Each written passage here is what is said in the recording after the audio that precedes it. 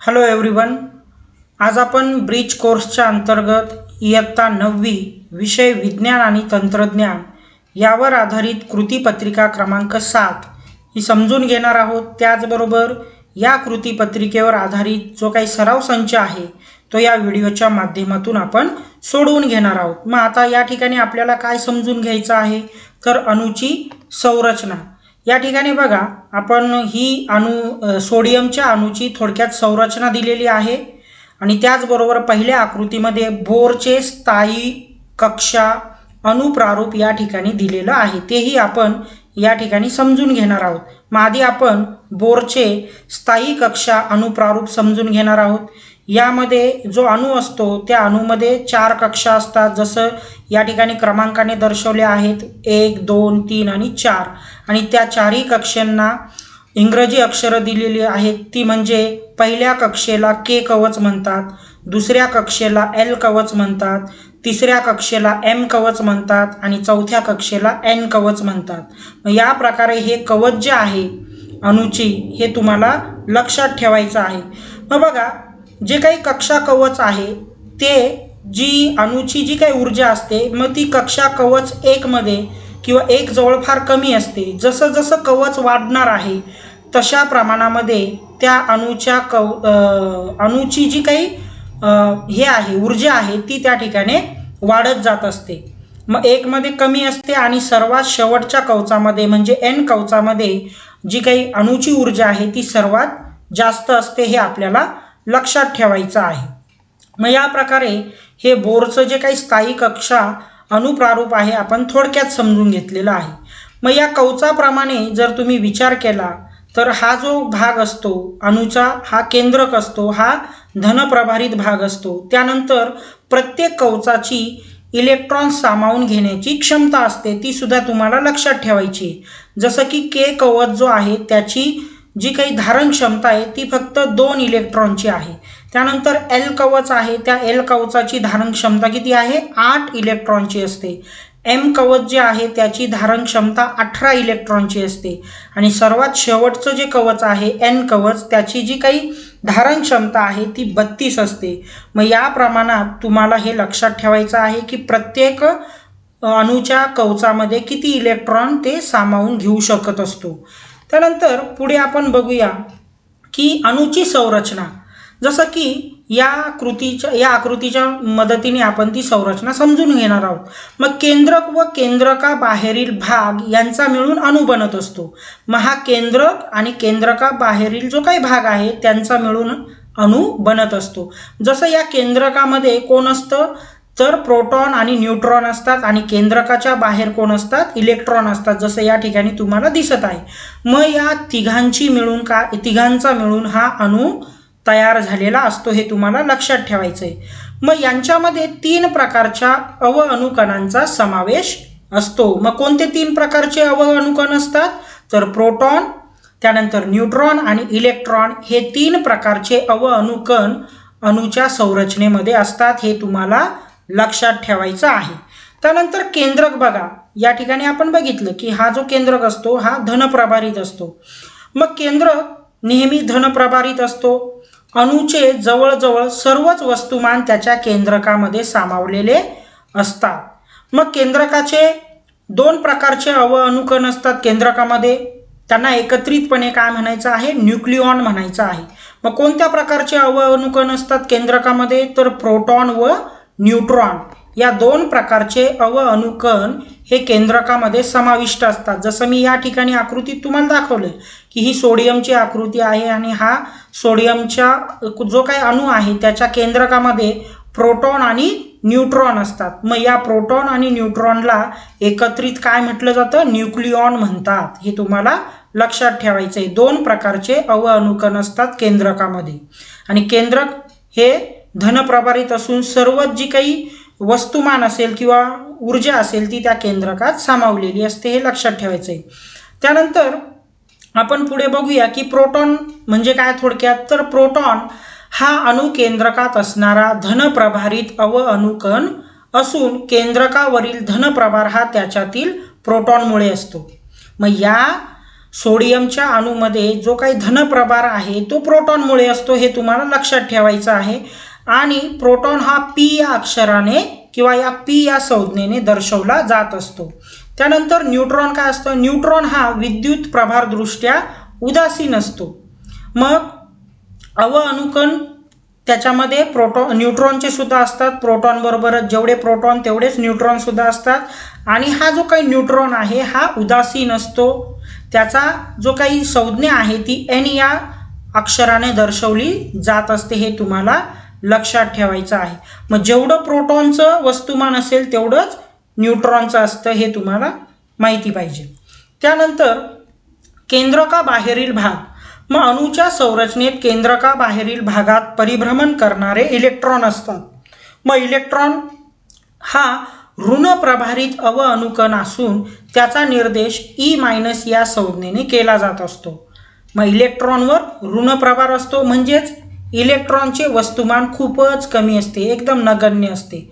आता इलेक्ट्रॉनचं वितरण पाहूया. आपण बघितलं की जो काही अणू असेल त्या अणूच्या प्रत्येकाची कक्षा ठरलेली असते. कक्षा 1 तिला काय नाव दिलेलं असतं? के. कक्षा 2 तिला नाव असतं L. कक्षा M तिला 3 असतं. कक्षा N ला 4 अंक असतो. मग हे जे काही वितरण आहे इलेक्ट्रॉनचं त्या कक्षेमध्ये ठरलेलं असतं. मग प्रत्येक कक्षेमध्ये जी काही इलेक्ट्रॉन सामावून घेण्याची क्षमता असते ती प्रत्येकाची ठरलेली असते. जसं की के या कक्षेमध्ये फक्त 2 इलेक्ट्रॉन सामावून घेतले जात असतात, त्यानंतर किंवा वितरित होत असतात. त्यानंतर एल या कक्षेमध्ये फक्त 8 इलेक्ट्रॉन वितरित होऊ शकतात.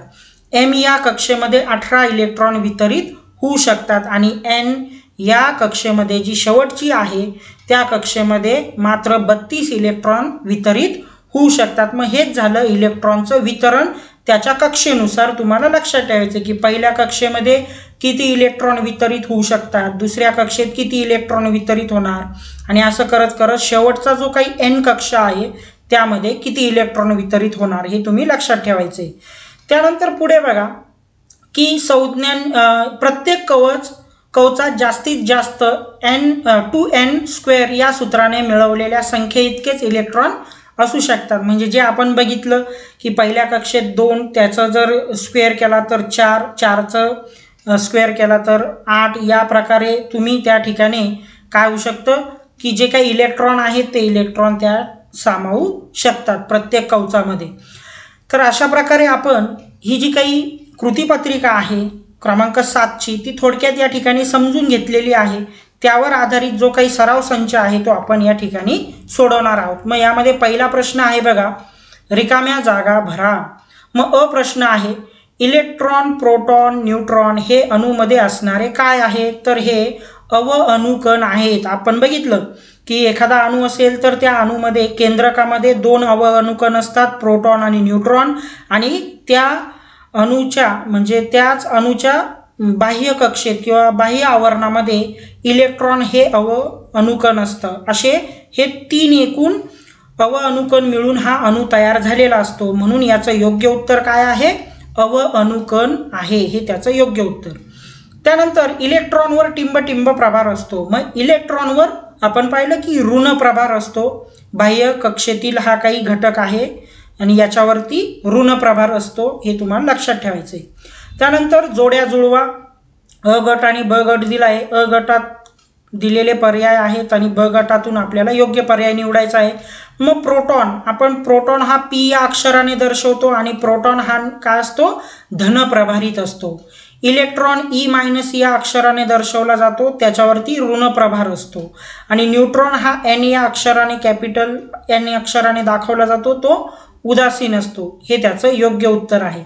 आता प्रश्न क्रमांक 2 या ठिकाणी आपण पाहणार आहोत, खालील मूलद्रव्यांचे इलेक्ट्रॉन स्वरूपण व संयुजा लिहा. बघा आता आपण इलेक्ट्रॉन स्वरूपण लिहिणार आहोत आणि त्याची लगेच पुढे संयुजा पण मी सांगणार आहे. त्यानंतर आपण इलेक्ट्रॉन स्वरूपण काय आहे आणि संयुजा काय आहे ते थोडक्यात समजून घेणार आहे. मग आता पहिलं जे काही मूलद्रव्य आहे त्याचं नाव काय आहे? Sodium Na. त्याच्यामध्ये एकूण जे इलेक्ट्रॉन आहे ते आहेत 11. मग आता त्याला आपल्याला कक्षेनुसार वितरित करायचं आहे. मग पहिल्या कक्षेमध्ये 2 इलेक्ट्रॉन असतील, कॉमा दुसऱ्या कक्षेमध्ये किती असणार आहे? 8 आणि तिसऱ्या कक्षेमध्ये 1. या प्रकारे 2,8,1 हे इलेक्ट्रॉन संरूपन झालं आणि त्याची संयुजा काय असणार आहे? 1 असणार आहे. हे तुम्हाला लक्षात ठेवायचं आहे. याचं स्पष्टीकरण आपण सगळी उत्तरं सोडून झाल्यानंतर बघणार आहे. त्यानंतर पुढचा जो काही मूलद्रव्य आहे तो म्हणजे क्लोरीन Cl. त्याच्यामध्ये एकूण इलेक्ट्रॉनची संख्या आहे 17. मग आता त्याचं इलेक्ट्रॉन संरूपन आपण घेऊया. पहिल्या कक्षेमध्ये किती असणार इलेक्ट्रॉन? 2. दुसऱ्या कक्षेमध्ये असणार आहे 8. 2 आणि 8 10 झाले, राहिले 7. मग 7 हे तिसऱ्या कक्षेमध्ये राहतील. म्हणजेच इलेक्ट्रॉन संरूपन असेल 2,8,7 आणि त्याची जी संयुजा आहे ती म्हणजे 1. त्यानंतर तिसरा जो काही मूलद्रव्य आहे मॅग्नेशियम, त्याचे इलेक्ट्रॉन संख्या जी आहे ती आहे 12. मग पहिल्या कक्षेमध्ये 2, दुसऱ्या कक्षेमध्ये 8 आणि तिसऱ्या कक्षेमध्ये 2. म्हणजेच 2,8,2 हे इलेक्ट्रॉन संरूपन झालं, त्याची संयुजा झाली 2. हे त्याचं योग्य उत्तर असेल. आता आपण या ठिकाणी इलेक्ट्रॉन संरूपन आणि त्याचबरोबर त्याची संयुजा समजून घेणार आहोत. मग इलेक्ट्रॉन संरूपन म्हणजे काय? तर बघा, जे काही मूलद्रव्य आहे त्या मूलद्रव्यांचं त्याच्या कक्षेच्या क्षमतेनुसार जे इलेक्ट्रॉन वितरित होत असतात त्या वितरणाला आपल्याला इलेक्ट्रॉनचं संरूपन म्हणायचं आहे. जसं कक्षा 1 मध्ये 2 इलेक्ट्रॉन जातात, कक्षा 2 मध्ये 8 इलेक्ट्रॉन आहेत आणि कक्षा 3 मध्ये 18 आहेत. मग हे जे काही वितरित होतात इलेक्ट्रॉन कक्षेप्रमाणे त्याला इलेक्ट्रॉनचं संरूपन म्हणतात. मग इलेक्ट्रॉनची संयुजा म्हणजे काय? तर बघा, इलेक्ट्रॉनची संयुजा म्हणजे थोडक्यात काय की ही जी काही संयुजा असते ही इलेक्ट्रॉनची संयुजा इलेक्ट्रॉनच्या संरूपनावर अवलंबून असते. मग हे कसं काय ते आपण या ठिकाणी थोडक्यात समजून घेणार आहोत या एका उदाहरणावरून. बाकीचे मग तुम्ही स्वतः विचार करा आणि सोडून बघा. मग आता या ठिकाणी सोडियमचं जर आपण बघितलं की इलेक्ट्रॉन संरूपन तर 2, 8 आणि काय असणार आहे? 1 असणार आहे. मग आता या संरूपनावरून आपल्याला संयुजा काढायची आहे. बघा, संयुजा ठरवताना जे काही इलेक्ट्रॉन संरूपन आहे त्या इलेक्ट्रॉन संरूपनावरून ठरवली जात असते. जसं की आपण डायरेक्ट या आकृतीवरून बघूया की ही सोडियमची आकृती आहे आणि सोडियममध्ये 11 इलेक्ट्रॉन आहे, त्याचं वितरण झालेलं आहे आणि पहिल्या कक्षेमध्ये 2 इलेक्ट्रॉन, दुसऱ्या कक्षेमध्ये किती आहेत? 8 इलेक्ट्रॉन आणि तिसऱ्या कक्षेमध्ये 1च इलेक्ट्रॉन आहे. मग हा जो 1 इलेक्ट्रॉन आहे हा इलेक्ट्रॉन याला त्याची पूर्ण अष्टक पूर्ण करण्यासाठी अजून 7 इलेक्ट्रॉनची गरज आहे. बघा, अष्टक पूर्ण केल्यानंतर तो जो काही अणू असतो तो स्थिर होत असतो. मग अणूला स्थिर होण्यासाठी तो इलेक्ट्रॉन घेतो किंवा देत असतो. मग इलेक्ट्रॉन तो घेतो किंवा देतो हे कशावर ठरत असतं? तर त्याच्या शेवटच्या कक्षेवर ठरत असतं. मग अष्टक पूर्ण करण्यासाठी त्याला जर तुम्ही विचार केला या ठिकाणी याला अष्टक पूर्ण करायचं आहे सोडियमला, तर या ठिकाणी किती इलेक्ट्रॉनची गरज आहे? 7 इलेक्ट्रॉनची गरज आहे. परंतु या ठिकाणी काय होत असतं? जर 4 पेक्षा जास्त इलेक्ट्रॉन शेवटच्या कक्षेमध्ये जर असतील तर तो इलेक्ट्रॉन देत नाही तर तो घेत असतो. परंतु 4 किंवा 4 पेक्षा कमी इलेक्ट्रॉन असतील शेवटच्या कक्षेमध्ये तर तो काय करत असतो? त्या इलेक्ट्रॉनला देण्याचं काम करत असतो. मग या ठिकाणी तुम्ही जर बघितलं तर हा एकच इलेक्ट्रॉन शेवटी राहिलेला आहे आणि त्याला अष्टक पूर्ण करायचं आहे. मग अष्टक पूर्ण करण्यासाठी त्या ठिकाणी त्याला अजून 7 इलेक्ट्रॉनची गरज आहे. म्हणजेच 4 पेक्षा जास्त इलेक्ट्रॉनची गरज आहे, म्हणून तो त्या एका इलेक्ट्रॉनला देण्याचं काम करणार आहे. मग जेवढे इलेक्ट्रॉन तो देणार किंवा घेणार त्यालाच इलेक्ट्रॉनची संयुजा म्हणतात. मग सोडियम या ठिकाणी 1 इलेक्ट्रॉनला देणार आहे, म्हणून सोडियमची जी काही संयुजा आहे ती काय असणार आहे? या ठिकाणी 1 हे त्याचं योग्य उत्तर असतं. बरोबर आहे. त्याच प्रकारे जर मॅग्नेशियम बघितलं बघा, तर मॅग्नेशियममध्ये पहिल्या कक्षेमध्ये 2 इलेक्ट्रॉन आहे, दुसऱ्या कक्षेमध्ये 8 आहे, 2 आणि 8 10 आणि तिसऱ्या शेवटच्या कक्षेमध्ये 2च इलेक्ट्रॉन आहे. मग तो 2 इलेक्ट्रॉन काय करणार आहे? देऊन टाकणार आहे. मग 2 इलेक्ट्रॉन दिल्यामुळे त्याची संयुजा काय असणार आहे? 2 असणार आहे. जर त्याने 3 इलेक्ट्रॉन घेतले असते तर त्याची संयुजा 3 झाली असती. हा त्यांच्यातला साधं सोपं इलेक्ट्रॉन संरूपन आणि संयुजा हे तुम्हाला लक्षात ठेवायचं आहे. आता आपण आकृती क्रमांक 3 बघणार आहोत. प्रश्न क्रमांक 3 यातली आकृती पाहणार आहोत. जसं या ठिकाणी 3 तुम्हाला ब्रॅकेटमध्ये जे काही योग्य उत्तर आहे ते भरायचं आहे. आपण या ठिकाणी डायरेक्टली आपण नावच लिहिणार आहोत. मग हे काय आहे, त्या आकृतीचं एल कवच आहे. कोणतं कवच आहे? एल कवच आहे. त्यानंतर हा जो काही सोडियमचा अणू आहे आणि हा जो बाण दाखवलेला आहे म्हणजेच या ठिकाणी धनप्रभारित केंद्रक दाखवायचं आहे. हे काय आहे? धनप्रभारित केंद्रक आहे. या ठिकाणी एल कवच आहे आणि या ठिकाणी मात्र तुमचं कोणतं कवच आहे? के कवच. 1 नंबरचं के कवच आहे आणि हे 2 नंबरचं एल कवच आहे. हे तुम्हाला लक्षात ठेवायचं आहे. त्यानंतर आता या ठिकाणी आपल्याला तक्ता पूर्ण करून माहिती भरायची आहे. जसं कक्षा दिलेली आहे, कक्षेचं नाव दिलं आहे, इलेक्ट्रॉनची संख्या दिली. मग कक्षा आपण बघितली होती की अणूची जी संरचना असते त्यामध्ये 4 कक्षा आपण बघितल्या होत्या. त्या 4ही कक्षांना आपण नावं पण दिली होती. मग कक्षा 1, 2 इथे कक्षा काय असणार आहे की 3 असेल आणि इथे कक्षा 4 असेल. हे चुकलेलं आहे. मग इथे कक्षा क्रमांक 4 करा, इथे 3 करा. कक्षेचं नाव बघा. पहिल्या कक्षेला के म्हणतात, दुसऱ्या कक्षेला एल म्हणतात, तिसऱ्या कक्षेला एम म्हणतात, चौथ्या कक्षेला एन म्हणतात. त्यानंतर इलेक्ट्रॉनची संख्या पाहूया. प्रत्येक कक्षेनुसार इलेक्ट्रॉनची संख्या ठरलेली असते. मग के या कक्षाची इलेक्ट्रॉन संख्या आहे 2, त्याची धारण क्षमता 2ची असते. त्यानंतर दुसरा जो आहे त्या ठिकाणी एल, मग एलची जी काही इलेक्ट्रॉनची संख्या आहे ती 8 आहे. तिसरी कक्षा जी आहे ती म्हणजे एम, एमची इलेक्ट्रॉनची संख्या असते 18, 18 ही त्याची धारण क्षमता आहे.